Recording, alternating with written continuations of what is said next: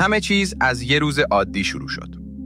نایا و حمید هیچ وقت فکر نمی‌کردند که یک روز توی یک کافه به هم برخورد کنن. حمید یه معمار معروف بود که همیشه مشغول کارای بزرگ بود و نایا هم داشت روزاش رو مثل همیشه میگذروند. یه مکالمه کوتاه، چند تا حرف بی هدف و یه فنجان قهوه. همین. اما همین ساده ترین برخورد شد شروع یه داستان بزرگ. حمید که همیشه غرق در کارهاش بود، از همون روز اول حس کرد یه چیزی توی زندگیش داره تغییر میکنه. نایا هم از همون لحظه یه حس متفاوتی به حمید پیدا کرد. با گذشت زمان، این دوستی معمولی تبدیل شد به یه رابطه عاطفی. می‌دیدن که هر روز بیشتر از دیروز به هم وابسته میشن. گذشت 1 سال. رابطه‌شون عمیق‌تر شد.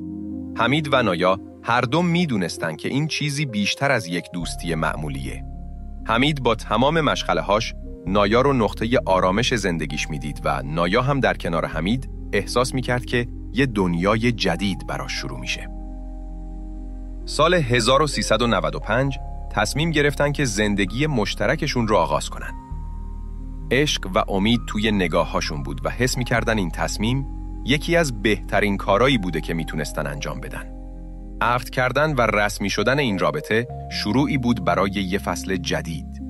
اما کسی چه میدونه که چه پیچیدگی‌هایی در انتظارشه. زندگیشون خوب پیش میرفت تا اینکه کم کم مشکلات مالی سر و کله‌شون پیدا شد. پروژه‌های حمید که قبلاً موفقیت‌های زیادی داشتن، حالا به مشکل خوردن. فشارهای مالی و استرس‌های روزمره زندگیشون رو تحت تأثیر قرار داده بود.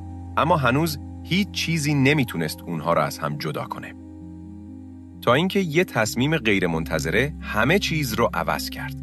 تصمیمی که حمید و نایا هیچ وقت نمیدونستن چطور زندگیشون رو اینطور پیچیده میکنه. ممنون که تا اینجای ویدیو همراه ما بودید.